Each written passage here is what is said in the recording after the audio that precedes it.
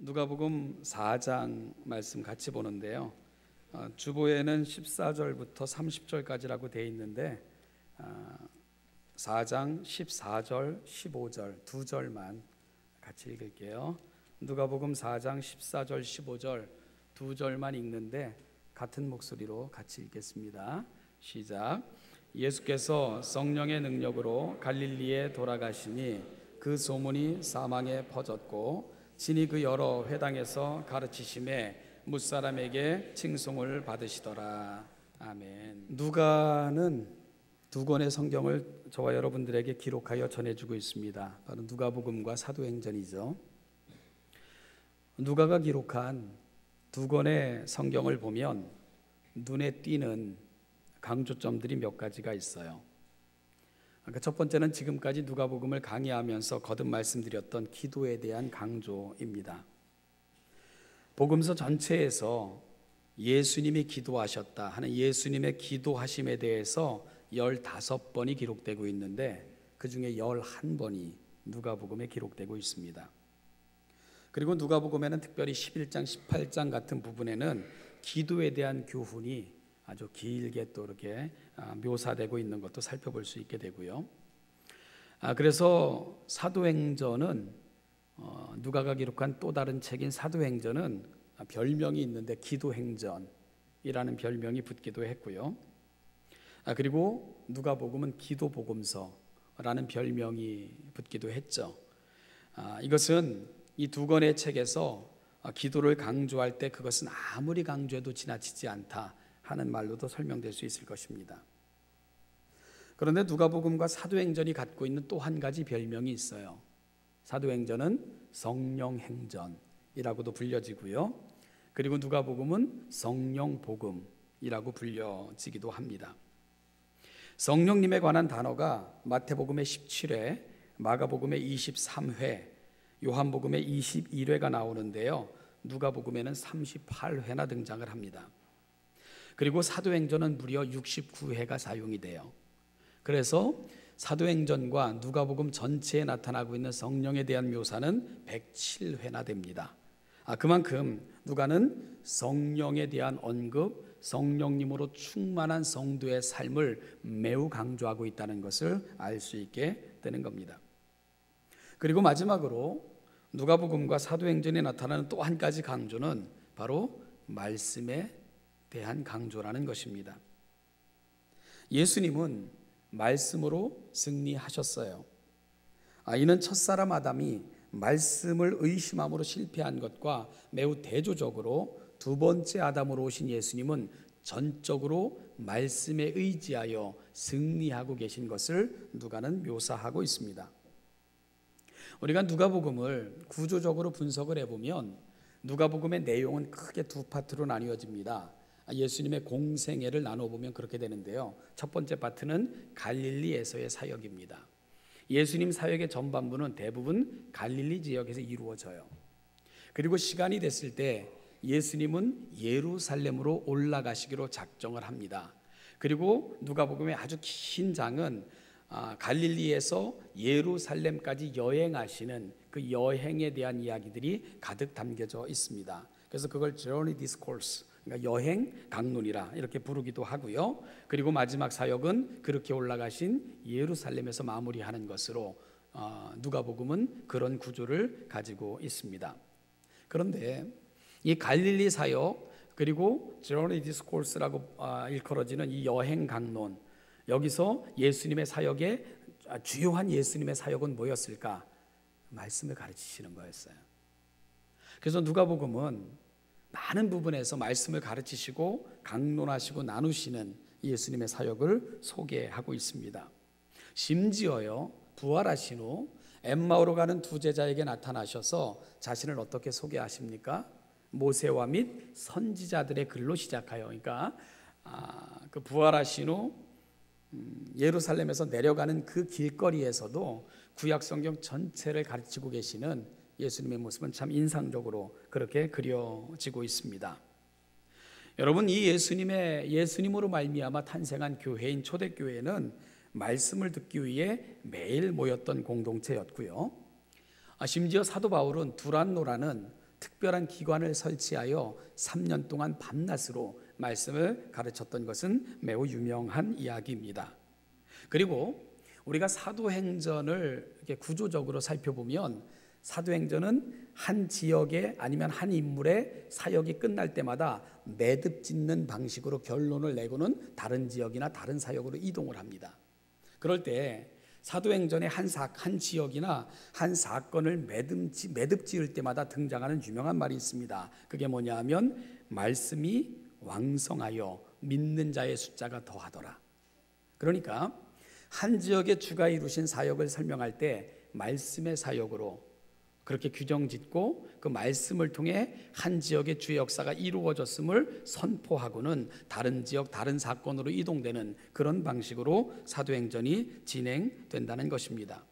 즉 사도행전에 나타나고 있는 초대교회는 말씀이 왕성한 교회였고요. 그리고 부흥은 바로 말씀을 통해서 이루어지고 있다는 것을 누가는 한결같은 어조로 강조하고 있는 겁니다. 자, 이것이 누가복음과 사도행전을 매우 독특하게 그렇게 만들어내는 특징들입니다.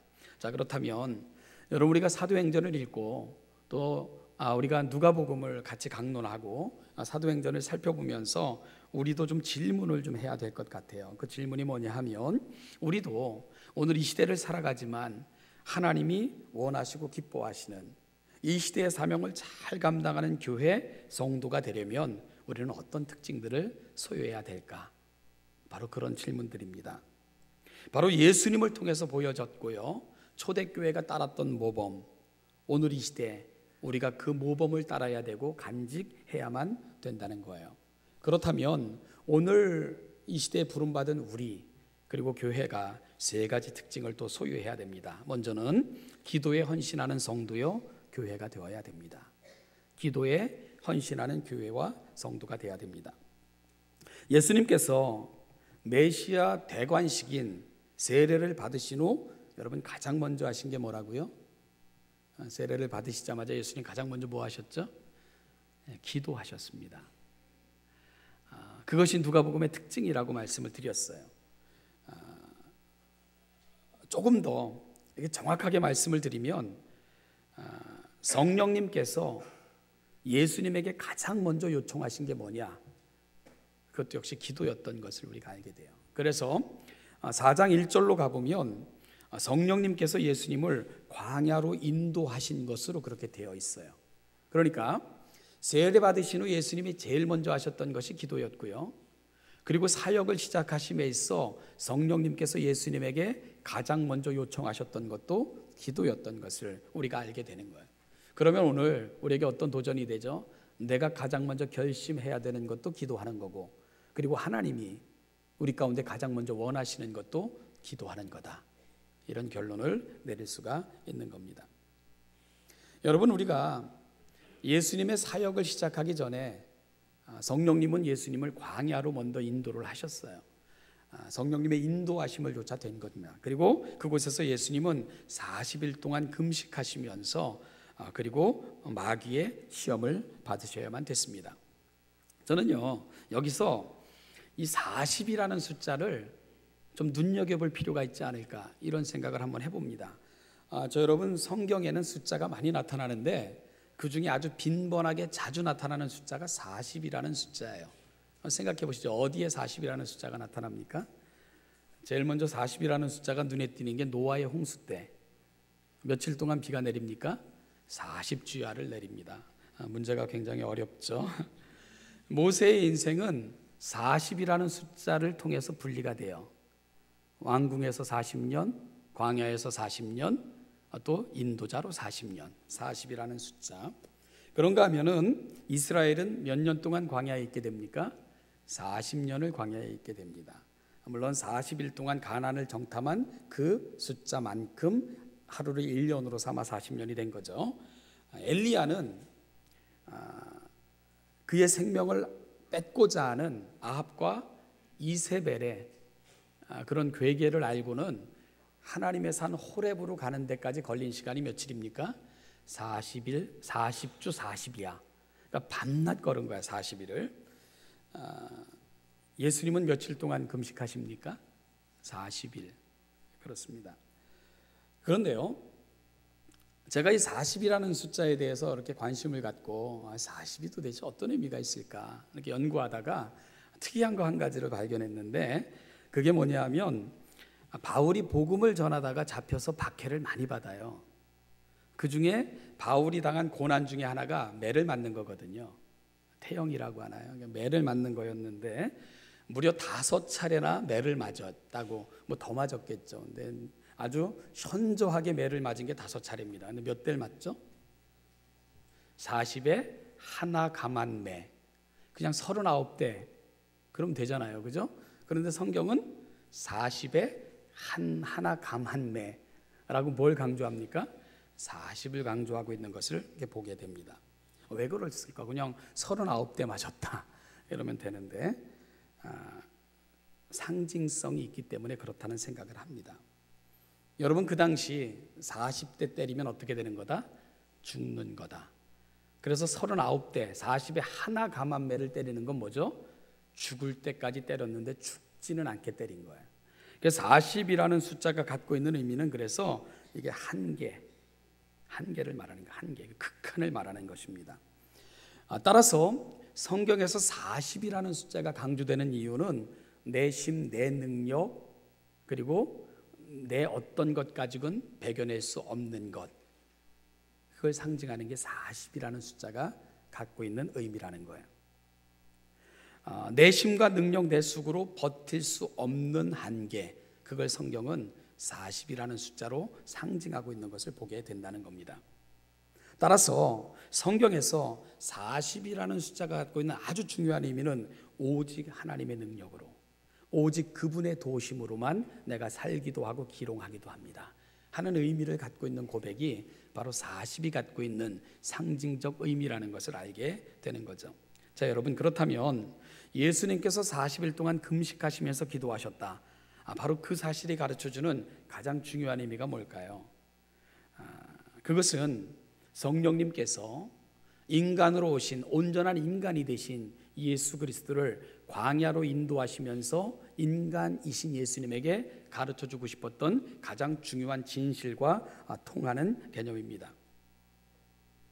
예수님이 광야에 이르렀을 때 광야는 아무것도 없어요. 아무도 없습니다. 아무 도우심도 없어요. 마치요, 이스라엘 백성들이 광야에서 애굽에서 나왔을 때 그들이 가장 먼저 경험했던 장소가 광야입니다. 한두 끝도 없이 없어진 광야, 더위, 추위, 맹수의 위험, 그 다음에 습격의 위험, 이런 것들이 도사리고 있는 것이 언제나 광야입니다. 광야에서는 아무도 나를 도와주지 못해요. 광야는 언제나 위험이 도사리고 있는 곳이에요. 광야는 내 힘으로 버텨내기가 한계가 있는 지역이 광야입니다. 바로 성령님은 예수님의 공생애를 시작하기 전에 바로 그 광야로 먼저 인도를 하셨습니다. 그리고 40일 동안 금식을 하게 하신 거예요. 사랑하는 여러분, 성령님께서 우리 주님께, 인간으로 오신 예수님께 무엇을 알려주고 싶어 하시죠? 이건 오직 하나님의 능력으로, 하나님의 힘으로, 하나님의 영으로만 가능하다는 것을 알려주고 계셨던 것입니다. 따라서 여러분, 기도한다는 거, 무릎 꿇는다는 거, 그게 어떤 의미가 있는가? 내가 살 길은 하나님뿐입니다. 오직 하나님만이 나의 힘이십니다. 나의 소망과 생명은 오직 당신께 있습니다. 그걸 고백하는 시간, 여러분, 그게 기도의 시간인 거예요. 그래서 기도는 내심 가지고 할 수 없어요. 여러분, 기도가 쉽습니까? 기도 쉽지 않아요. 기도하는 것은 정상적이지 않아요. 사람들은 내심과 내 능력 가지고 살고 싶어 하거든요. 그리고 그게 능력이라고 생각을 해요. 그런데 그게 아니라고 고백하는 시간, 그게 기도의 시간이에요.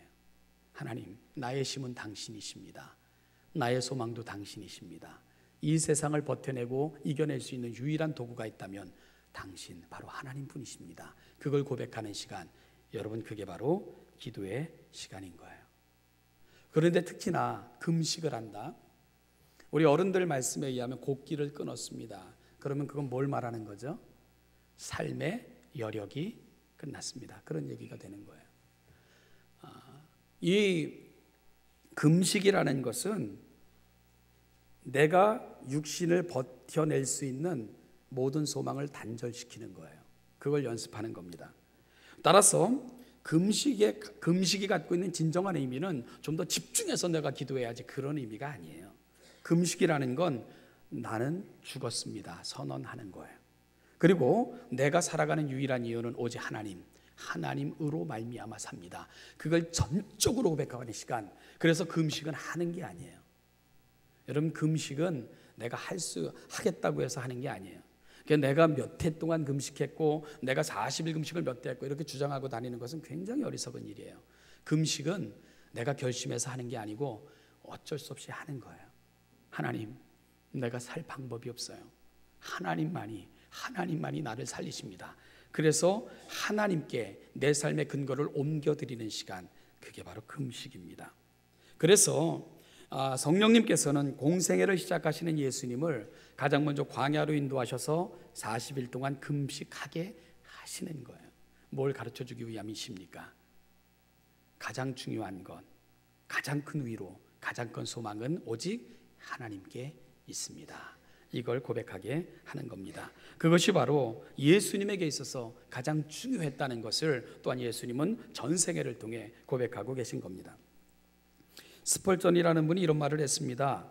기도하지 않고 성공했으면 성공한 그것 때문에 망한다. 저만 떠드니까 조금 재미없으시죠? 한번 따라해 보시죠. 기도하지 않고 성공했으면 성공한 그것 때문에 망한다. 아멘이 되십니까? 기도하지 않고 한 일은 하나님의 일이 아닙니다. 오늘 우리 시대의 문제가 어디에 있느냐? 기도 없는 헌신, 기도 없는 봉사, 기도 없는 예배, 기도 없는 일상을 살기 때문이에요. 그렇기에 그것 때문에 시험 들고, 그것 때문에 상처받고, 그것 때문에 교만해지고, 그것 때문에 넘어지는 거예요. 왜냐하면 우리는 하나님의 능력과 힘으로 일하지 않거든요. 내 힘과 능력 가지고 모든 거 한다고 생각하기 때문에 상처받고 시험받고 시기하고 그렇게 넘어지는 거, 그게 우리의 인생입니다. 여러분, 오늘 세상에서 가장 위대한 일, 이 땅에 인생을 입고 오신 그 하나님께서 보여주신 그 가장 거룩한 모범, 그게 뭐냐 하면 바로 기도하는 모습이셨습니다. 바로 오늘 우리가 그 위대한 모범을 우리 삶의 자리에서도 함께 실천하며 살아가시기를 주님의 이름으로 축복합니다. 어떤 분이 말하기를 옷을 만드는 것이 제단사의 일이고 구두를 수선하는 것이 구두장이의 일이라면 기도하는 것이 그리스도의 일이라, 그렇게 이야기를 했습니다. 기도의 깊은 자리로 나아가 그 하나님의 깊으심, 우리 심령 깊은 곳까지 찾아오셔서 위로하시고 어루만져 치유해내실 뿐만 아니라 우리 삶의 자리에서 우리가 붙들고 살아가야 될 내용이 무엇인가를 알려주시는 하나님의 그 놀라우심을 경험하고 체험하고 살아가시는 우리 신원여담교회 성도들 되시기를 주님의 이름으로 축복합니다.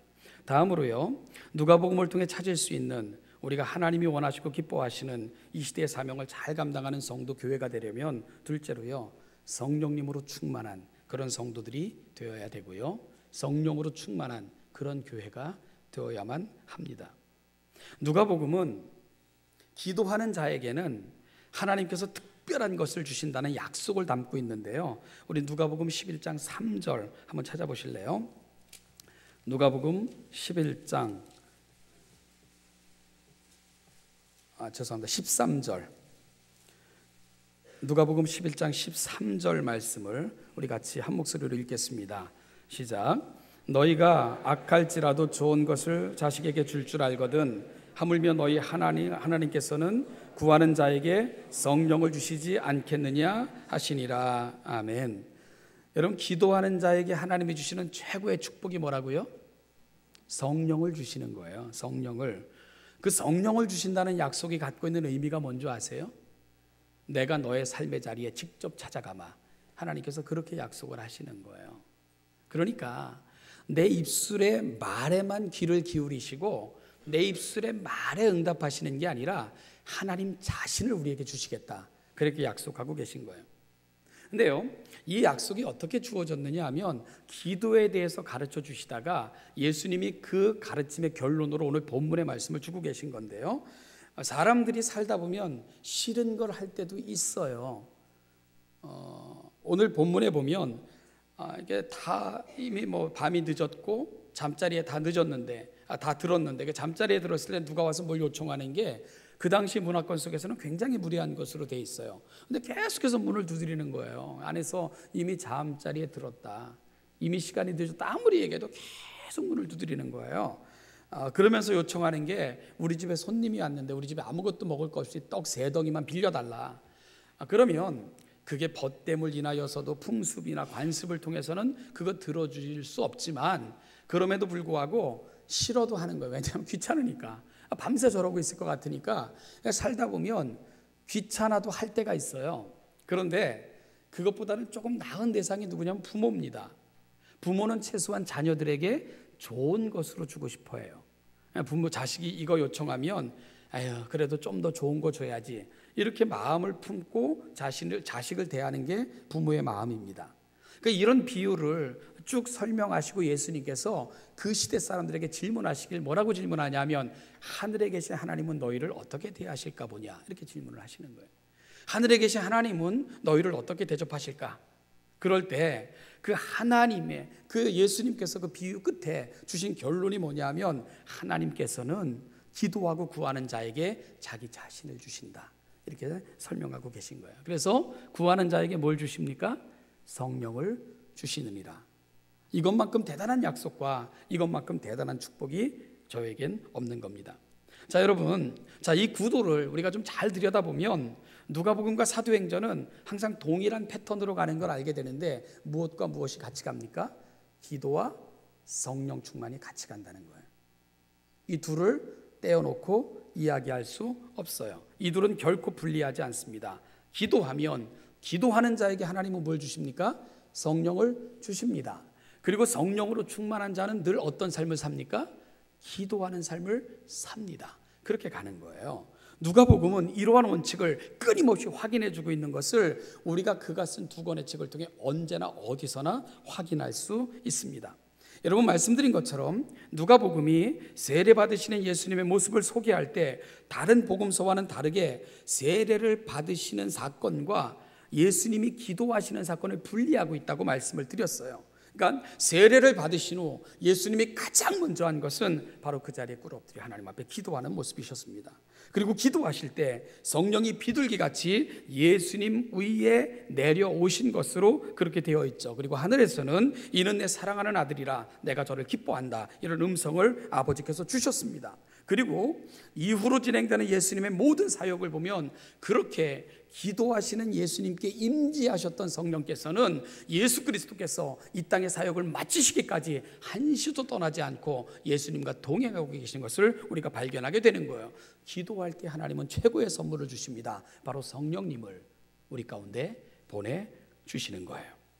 우리가 이미 살펴본 바대로 이제 세례를 받으시고 예수님께서는 그 사역을 준비하기 위해 성령의 이끌림 받아 광야로 나아가게 됩니다. 그럴 때 여러분, 그 첫 번째 표현이 뭐냐면 성령으로 충만하여, 성령의 충만하심을 입어 예수님께서 광야로 나아가셨다, 이렇게 설명하고 있습니다. 그런가 하면 이제 광야에서 돌아오신 예수님께서 본격적으로 그분의 공생의 삶을 사시기 시작하는데요, 14절 말씀에 보니까 예수께서 성령의 능력으로 갈릴리에 돌아가시니, 그러니까 예수님의 사역의 현장 속에서 늘 빠지지 않는 한마디도 성령으로 충만하여 그 사역을 이루어 가셨다 하는 것이 빠지지 않고 늘 거론되는 누가의 표현인 것을 우리가 보게 되는 거죠. 자, 이 2구절에서 확인되는 것은 예수님께서 세례를 받으시고 공생의 노정의 첫 발을 내디디실 때도 성령의 충만하심으로 하셨어요. 그리고 이후로 진행되는 모든 사역 속에서 예수님은 늘 성령의 감동하심을 받아 그분의 충만하심을 통해 그분의 능력으로 사역하고 계신 것을 우리가 알게 되는 거죠. 그 결과 예수님은 한시도 아버지의 뜻에서 벗어나지 않으시게 된 거예요. 그래서 예수님은 모든 생애를 아버지, 그 사명자로서 온전한 삶, 전적인 헌신을 하나님께 드리면서 사실 수 있게 되셨던 겁니다. 바로 기도와 기도를 통해 주어진 성령 충만이 예수님의 삶을 이렇게 만들어 가셨다고 누가는 설명하고 있는 겁니다. 여러분, 초대교회도 이 원리를 그대로 보여주고 있는데요. 초대교회 원리가 뭡니까? 기도했고 그 결과 성령으로 충만했고, 그리고 그들은 말씀으로 충만했고, 그리고 또다시 기도했고, 이런 패턴이 늘 동일하게 나타나는 것도 초대교회가 보여주고 있는 동일한 패턴입니다. 결국 기도하지 않는 성도가 성령으로 충만하여 살 수 있는가? 답은 뭡니까? 없습니다. 그런 방법은 없습니다. 그러면 성령으로 충만하지 않은 성도가 기도할 수 있는가? 없습니다. 성령으로 충만하지 않으면 기도의 자리로 나아가지 않습니다. 기도는 비정상적인 거예요. 여러분, 사람의 본성을 거스리는 거예요. 사람의 본성은 하나님의 주의 뜻이 이루어지는 게 아니고 나의 뜻이 이루어지는 게 우리의 본성입니다. 따라서 그걸 꺾고 하나님이 나의 신이십니다, 나의 소망입니다 고백하게 하는 것, 바로 기도의 자리로 나아가는 것, 성령께서 우리 안에서 행하시는 일인 것을 우리가 알게 되는 거예요. 성령의 인도하심을 받지 않으면 기도 안 합니다. 아니요, 기도하지 못합니다. 그리고 기도하지 못한 성도가 성령으로 충만해질 수 있는가? 없습니다. 왜냐하면 이것은 함께 가는, 분리될 수 없는 그런 개념을 성경은 제시하고 있기 때문에 그렇습니다. 예수님께서도 이러한 삶의 원리를 보여주셨고요. 그리고 또한 초대교회도 그런 원리를 동일하게 보여주고 있는 것을 우리가 발견하게 되죠. 여러분, 우리가 하나님의 구원받은 백성이라면 하나님이 원하시는 삶을 살아가야 돼요. 그러기 위해서는 기도의 자리로 나아가야 됩니다. 그럴 때 하나님은 성령님을 우리 가운데 보내주시는 거예요. 그럼 우리가 비로소 성령 하나님의 인도하심을 받게 됩니다. 그럴 때 비로소 우리가 자녀다운 삶을 살 수 있게 되는 거죠. 세 번째로요, 우리가 하나님이 원하시고 기뻐하시는 이 시대 사명을 잘 감당하는 교회가 되려면 마지막 원리로 말씀의 터 위에 굳게 세워져야 됩니다. 오늘 본문 15절에서 예수님의 사역을 이렇게 이 누가복음 4장 14절부터 15절은 예수님이 앞으로 진행하실 공생애를 미리 요약하여 보여주는 그런 성격을 갖고 있습니다. 예수께서 성령의 능력으로 갈릴리에 돌아가시니 그 소문이 사방에 펴졌고요. 앞으로 예수님이 하실 주요 사역이 뭔가 밝히는 게 15절이에요. 친히 그 여러 회당에서 가르치심에 뭇사람에게 칭송을 받으시더라. 그러니까 뭇사람에게 칭송을 받으시는 그 주요한 사역이 뭐냐? 가르치심의 사역이다 하는 것으로 나타나고 있는데요. 여러분, 특히 여러 회당에서 가르치셨다 이렇게 표현을 하고 있습니다. 이 회당은 유대인들의 문화에 있어서 굉장히 중요한 역할을 해요. 이스라엘 백성들이 남과 북으로 갈라졌다가 각각 아수르와 바벨론에 의해서 멸망하게 됩니다. 나라를 잃은 그들이 그럼에도 불구하고 이 민족의 자존심을 유지하기 위해서 그들이 했던 일이 뭐냐? 이르는 곳마다 그들이 회당을 세우게 되는 거예요. 그런데 그 회당을 어떻게 지었냐 하면 솔로몬 성전의 양식을 따라 비슷하게 그렇게 그들이 이르는 곳마다 회당을 세웠고요. 그 회당에서 예배하고 말씀을 가르치는 사역을 계속했던 장소가 회당입니다. 그래서 오늘 어찌 보면 유대인들의 전통, 유대인들이 지금까지도 유대인의 그 자존감을 갖고 살 수 있도록 만들었던 그 특별한 장소가 있다면 그것이 바로 회당이 되는 거예요. 이 회당은 예수님의 사역에서도 아주 중요한 역할을 합니다. 그래서 누가복음 사도행전을 보면 이 회당에서 예수님은 말씀을 끊임없이 가르치셨고요. 사도 바울도 이 회당을 이용해서 말씀을 가르친 것으로 되어 있지요. 자, 오늘 본문에서 예수님께서 첫 번째 사역으로 회당에서 말씀을 가르치는 사역을 하셨다는 것은 앞으로 예수님의 사역이 어떻게 진행될 것인가, 우리가 누가복음을 읽으면서 어떤 부분을 많이 접하게 될 것인가에 대한 암시를 주죠. 회당에서 가르치시고 회당에서 말씀을 전파하시는 예수님의 모습을 자주 보게 될 거다 하는 것을 암시받게 되는 겁니다. 실제로 누가복음에서 보여지는 예수님은 말씀을 가르치고 전파하시는데 매우 많은 시간을 할애하셨던 분인 것도 우리가 알게 됩니다. 자, 여러분, 그렇다면 여기서 이렇게 가야 돼요. 성령 충만한 결과가 우리에게는 어떻게 나타나는가? 그 부분입니다. 말씀 충만으로 나타난다는 거예요. 말씀이 삶의 내용이 된다는 거예요. 성령으로 충만한 사람은 하나님의 말씀을 가슴에 담고요, 성령께서 오셔서 하시는 가장 중요한 역할이 바로 그거거든요. 말씀을 깨닫게 하시고 우리 마음판에 각인하시고 살아가는 삶의 자리에서 그 말씀을 생각나게 하시는 역사, 성령께서 하시는 역사입니다. 따라서 성령이 충만한 성도들이 살아가는 삶의 자리에서 보이는 가장 특별한 모습은 말씀을 읽고 듣고 묵상하기를 좋아하며 그 말씀을 가슴에 담기를 사모하고, 그리고 살아가는 모든 삶의 자리에서 이것이 정말 하나님이 원하시는가, 이게 정말 하나님의 뜻인가, 이것이 정말 하나님이 기뻐하시는 일인가를 끊임없이 묻게 된다는 거예요. 그게 바로 성령 충만한 성도가 이 땅에서 보여지는 모습이라고 말씀하고 있는 겁니다. 우리 말씀을 정리해 보죠. 사랑하는 여러분, 오늘 이 시대 우리가 하나님의 특별한 자녀들로 이렇게 부름을 받았습니다. 그렇다면 우리가 살아가는 삶의 자리에서 좀 하나님이 기뻐하시는 인생, 하나님의 영광을 드러내는 인생, 오늘 이 땅에 또다시 하나님의 교회가 이 땅에 그 하나님의 살아계심을 증거하는 그런 교회가 되려면 우리가 어디로 나아가야 될까? 오늘 누가복음과 사도행전의 전통을 좇아 우리가 우리 안에 다시금 이런 결심이 되어지기를 소망합니다. 사랑하는 여러분, 기도의 자리로 나아가기를 다짐하시는 이 아침이 되기를 바라요. 그리고 기도하는 사람들에게 하나님께서 주시는 성령의 은혜를 경험하셔서 성령으로 충만해지는 우리 신원자담교회 모든 성도들 되시기를 축복합니다. 그리고 하나님의 말씀이 우리 삶의 내용이 되고, 그 하나님의 말씀을 붙들고 내 삶을 돌아보고, 그 하나님의 말씀을 통해 하나님이 기뻐하시는 삶의 자리를 끊임없이 확인하고 그리로 나아가기 위해 결심하고 또 결심하며 기도하는 우리 사랑하는 신원자담교회 모든 성도들 되셔서 이 땅의 이 시대에 하나님의 영광을 여러분들을 통해 드러내시는 위대한 사역에 참여하시기를 주님의 이름으로 축복합니다. 기도하겠습니다. 하나님 아버지, 은혜와 사랑을 감사합니다.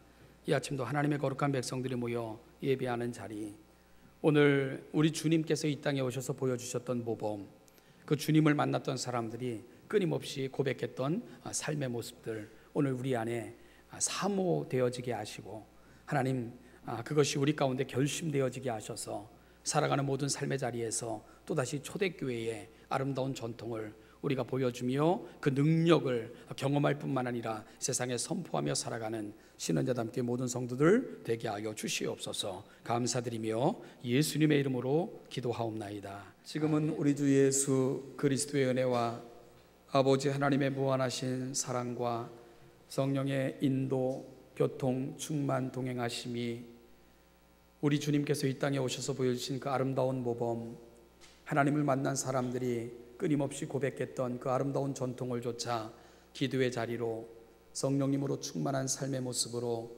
말씀의 도위에 굳건히 서서 이 땅의 이 시대에 하나님의 나라 그 아름다움을 보여주며 선포하며 살아가기로 다짐하며 이 자리에 있는 우리 사랑하는 신원자담교회 모든 성도들과 그들의 가정과 살아가는 모든 삶의 자리마다 이제부터 영원까지 함께 하시기를 축원하옵나이다. 아멘.